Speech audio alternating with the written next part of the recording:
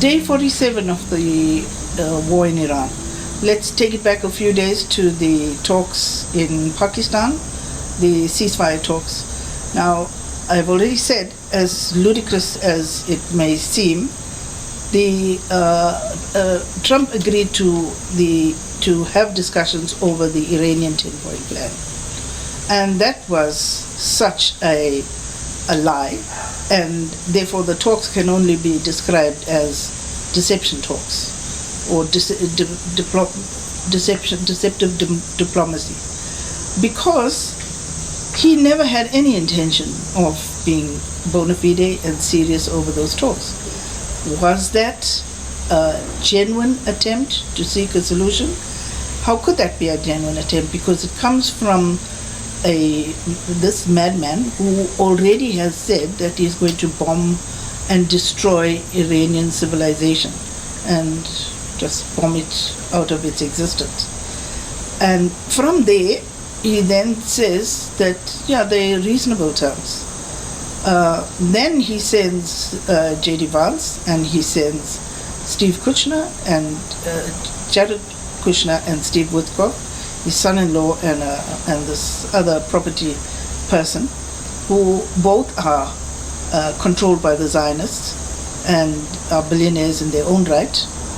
And by the way, Jared Kushner, before he went to those talks, went to have talks with the Iranians in exile.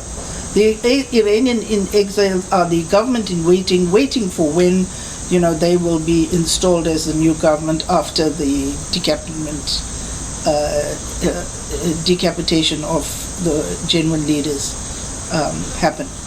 Why did he do that? So all of that basically shows that they went into this with no bona fides whatsoever. And what we do know is that the missiles were depleting. The missiles used in the defense systems were depleting. So it was a pause needed to basically restock up arms, and it has been a pattern of this madman Trump that he uses negotiation and he uses diplomacy in a absolutely deceptive manner. It happened last year as well in the 12-day war, just before the war started, when he attacked Iran on the 28th of February. On the Monday, there were papers that were ready to be signed, but it was clearly just a means towards, it was deception to unsettle and destabilize Iran so they could strike Iran in the way that they did. So, having said that, on day 47, it is actually laughable. You can laugh at what has happened, because every single one of the United States and Netanyahu's demands or aims have failed, from decapitation of leaders to boots on the ground, to destroying the nation, to opening the Hormuz Strait. And by the way, the Hormuz Strait was opened. It was open and there was free passage through the Hormuz Strait before the 28th of February.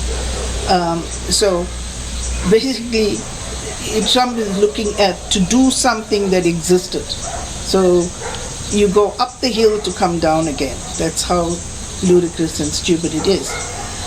And then threatening a nuclear strike on Iran has turned out to zero, because Iran is not alone.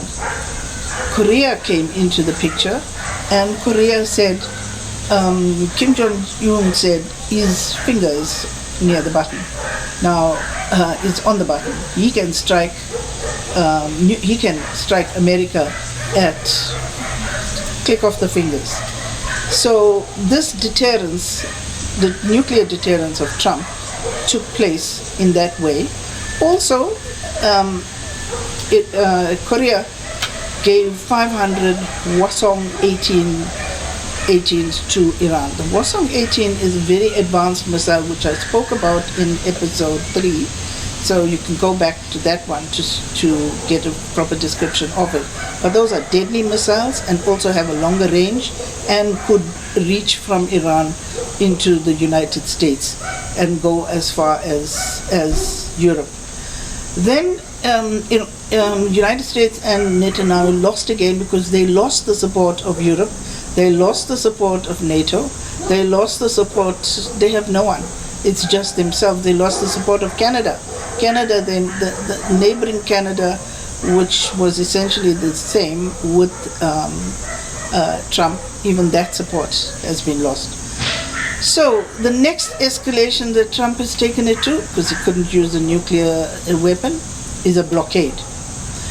Now, he didn't do the group boots on the ground, so there's no boots on the ground. Boots on the ground would have meant that there would be hand-to-hand combat, but because there's no way in which that was even possible.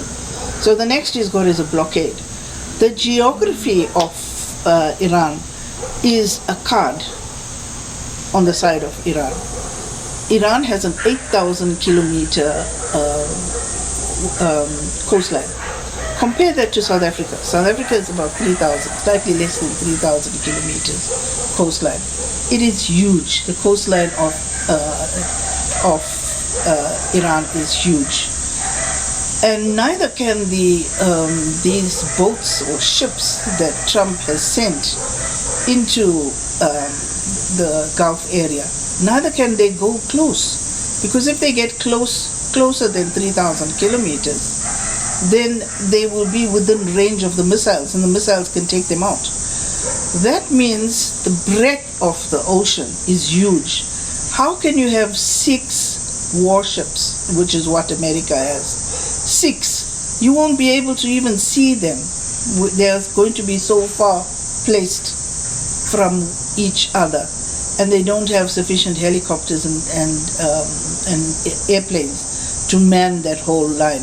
So in other words, the blockade was this: place our ships there, and those ships will stop the vessels go in. Well, we've got news for you, viewers. China went in, Iranian tankers went in. So this blockade didn't work. It's unworkable, and they are sitting ducks for Iran. Also, China came in and Russia came in as well, and they also vowed to ensure that the international agreements that they have with Iran be upheld. So any obstruction of that would mean that they would come in militarily to assist. So it's been a no-starter. So let me put it this way. Those 6 ships that Trump put in to man this blockade, it's like putting 6 security huts at the entrance of a prison. You know, you need to have something as security to control the in and out of it. Now you can't even see one from the other. Since these are ships, people need food, they need to be replenished, and all their systems need to be replenished in every period. When it comes to cruise ships, which carry passengers, cruise ships cannot cruise for longer than 12 or 14 days at a stretch, and then there has to be very clear planning on where does the next amount come in. So imagine that you have these 6 security guards huts placed on the ocean, so far away from Iran, being completely ineffectual, but it is just there for bluster. What I mean by bluster, it's just to be able to say, we have the upper hand, we're no longer controlling the Hormuz Strait, we are controlling entry and exit into the Hormuz Strait. Now let's see how effective it was. It was not effective. The ships and the tankers went in. Iran also needs the shipping lanes to be opened, and because it needs food, medical supplies, and weapons to come in. The geography of Iran is a card in favor of Iran because, as I said, it has a Hormuz Strait, which is so narrow. It's about 6 meters each shipping lane, and there are 2 shipping lanes. So So then you have the mountains that are on the side of the coastline, giving a natural view and a natural vantage points from which the Iranian Revolutionary Guard can station their missiles, station their people to watch over possible entry into the area and eliminate them. Then it is the Caspian Sea. The Caspian Sea leads. It is a sea which is not linked to any other sea. So through the Caspian Sea, Iran's and Russia's ships can go up and down to take things out from Iran. Iran's exports can go to Russia and imports can come in that way. Pakistan has opened its corridors as well for Iran to receive food and medical supplies. So Iran is sorted. What did the blockade did? It did absolutely nothing. Who does it hurt? Who does a blockade hurt? Who does this war hurt? It hurts us. It hurts the rest of the world. Because what did it do? It reduced oil into the economy. 70% of the world's fertilizer has not been received.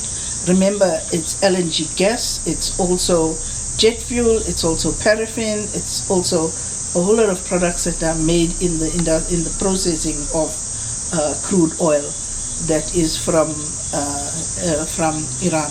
Then the quality of the diesel from the crude oil in the Gulf areas is different to say Venezuela or any other place. The quality of the diesel is compatible with the catalytic engines used in Europe and in the rest of the world. So that is also something that is known by the rest of the world and by Europe, and nobody is going to support Trump. So he has lost. Netanyahu, who will never stop wanting war and who continues, also has a problem because Tel Aviv has taken a pounding and Israel has taken a pounding. It is not legal, it's illegal to send out videos, so we don't know the exact what the destruction has been in Israel, but it has been significant. But despite that, Netanyahu he always wants will be a forever war because of their agenda and them wanting to steal land. That's what they did in Gaza, and their modus operandi to steal land is flatten it and take the land. Southern Lebanon, they bombed it and flattened it so that they can annex it and take it. They want to do the same in Iran, and they've got a greater Israeli project where other countries also are included in that. So that's their aim, and United States has been it's been its proxy. So even in the negotiations in Pakistan, it might as well have been Netanyahu who was at the negotiations. No need to have Jared Kushner, J.D. Vance, and somebody else, because they take instructions from Netanyahu. In fact, they had also been there. Now, let's come back to Russia, China, and Korea.